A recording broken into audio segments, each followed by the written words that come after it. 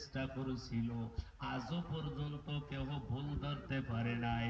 কারণ কোরআনের শুরুতে আল্লাহ রাব্বুল আলামিন একটা সিল মারিয়া দিলেন, যেটাকে বলা হয় মোহর।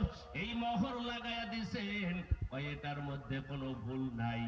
আজও পর্যন্ত কোনো বেঈমানও ভুল বের করতে পারেন নাই। আল্লাহ তাআলা বলেন, যালিকাল কিতাবু যালিকাল কিতাবু লা রাইবা ফীহ।